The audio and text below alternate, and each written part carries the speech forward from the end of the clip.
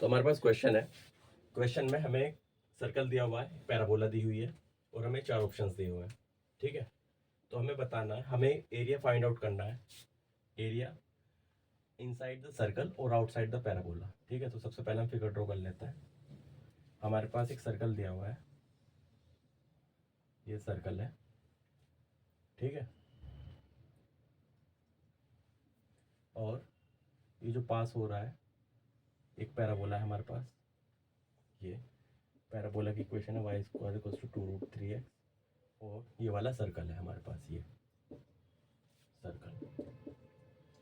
हमें एरिया बताना है इनसाइड द सर्कल और आउटसाइड द पैराबोला।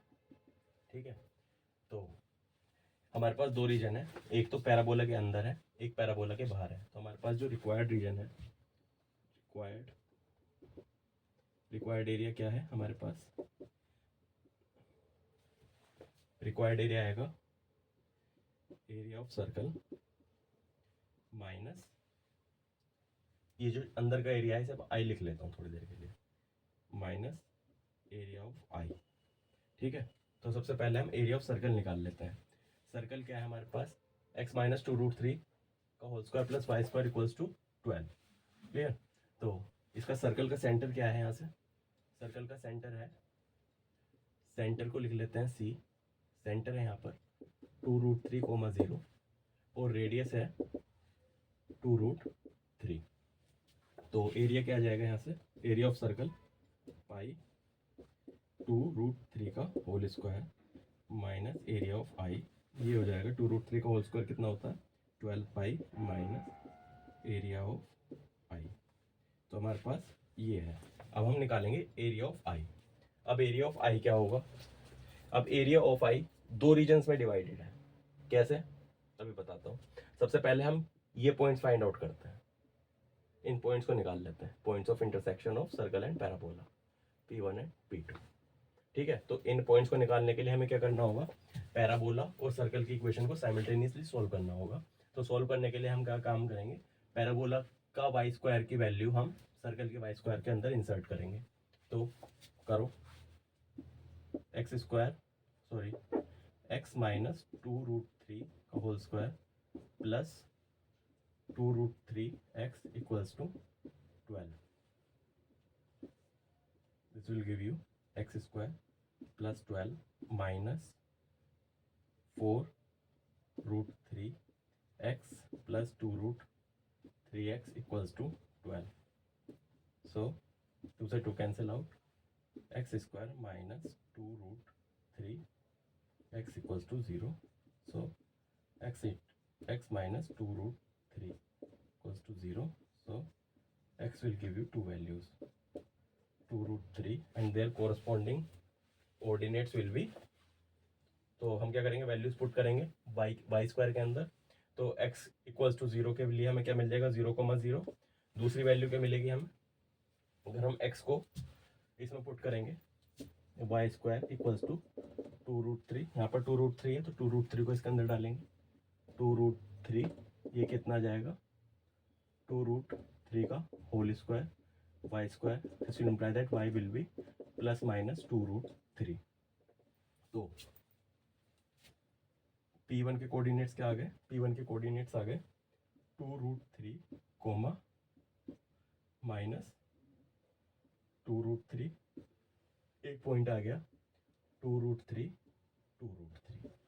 क्लियर? तो हमारे पास ये 2 पॉइंट्स आ गए। अब ये जो रीजन आई है, आई 2 रीजन में बट गया। किस किस में? ये है, ये। तो ये जो रीजन आई है, आई रीजन 2 रीजन में बट गया। इसे हम ऐसे लिख लेते हैं, I1 और I2। क्लियर? तो रीजन आई किस में हो गया? I1 प्लस I2 बट गया। अब I1 निकालना है, हमें I2 निकालना है। तो I2 निकालना तो बहुत ईजी हो गया। क्यों? क्योंकि ये जो कोड है, ये सेंटर से पास हो रही है। अगर सेंटर से पास हो रही है, इसका मतलब ये डायमीटर है। डायमीटर इसका मतलब क्या हो गया? सेमी सर्कल है, तो सेमी सर्कल का एरिया तो निकालना ईजी है। कैसे? तो हम क्या करेंगे? पूरा इस सर्कल का एरिया निकाल लेंगे। पूरे सर्कल का एरिया हमने निकाला हुआ है। इस I2 का क्या हो गया? I2 will be area of circle upon 2, area of circle हमने निकाला हुआ है 12 पाई, तो कितना हो गया 12 पाई अपॉन 2 विल बी 6 पाई। तो I2 क्या आ गया 6 पाई आ गया। अब बचता है हमारे पास I1 निकालना है हमें, I1 क्या होगा, ठीक है। तो I1 निकालने के लिए हम छोटी सी टेक्निक यूज करेंगे, क्या बताता हूँ। अब हमें I1 कंप्यूट करना है, तो क्या होता है अगर हमारे पास कोई पैराबोला हो, ये पैराबोला है, ठीक है, और ये हमारे पास कोई कोड है P1 P2, ये इसका वर्टेक्स भी है, और हमें इसके अंदर का रीजन फाइंड आउट करना है, एरिया फाइंड आउट करना है, सॉरी, ठीक है। तो उसके लिए हम क्या करते हैं,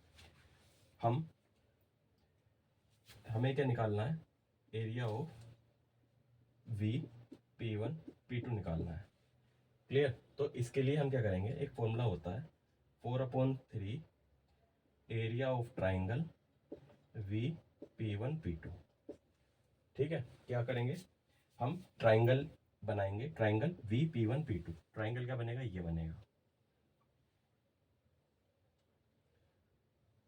इस ट्राइंगल का एरिया निकालेंगे, इस ट्राइंगल के एरिया को फाइंड आउट करने के बाद इसे 4/3 से मल्टीप्लाई कर देंगे, तो हमारे पास ये एरिया V P1 P2 आ जाएगा, ठीक है। तो इसी चीज का यूज करेंगे हम I1 का एरिया फाइंड आउट करने के लिए, क्लियर। तो एरिया ऑफ I1 क्या आ जाएगा, यहाँ से area of I1 will be 4/3 area of triangle, इसे V लिख लेते हैं, V P1 P2, क्लियर। तो 4/3 into area of V P1 P2, area of triangle क्या होता है 1/2, बेस क्या है इसका, बेस है P1 P2, P1 P2 की लेंथ क्या है 2√3 इंटू 2 4√3 इंटू हाइट कितनी है इसकी, ये क्या होता है 2√3, 0, ये इसका सेंटर के कोऑर्डिनेट्स थे।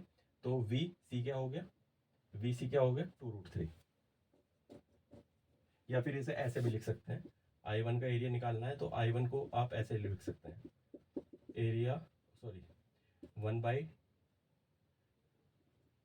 Area of triangle V P1 P2 will be 1/2 P1 P2 into VC, इसका यूज करो।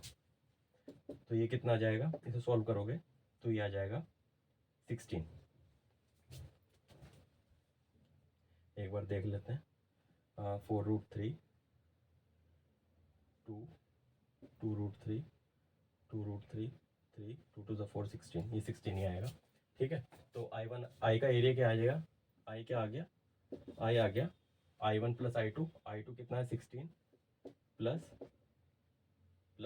6 पाई, क्लियर। तो रिमेनिंग एरिया क्या हमारे पास, एरिया ऑफ I क्या आ गया 12 पाई माइनस 6 पाई प्लस 16, तो ये कितना आ गया, ये आ गया 6 पाई माइनस 16। तो आंसर क्या है यहाँ पर 6 पाई माइनस 16। तो यहाँ पर जो मेन टेक्निक है इस वाले रीजन को निकालने के लिए आप इस फॉर्मूले को नोट डाउन कर लो, ये इंपॉर्टेंट है।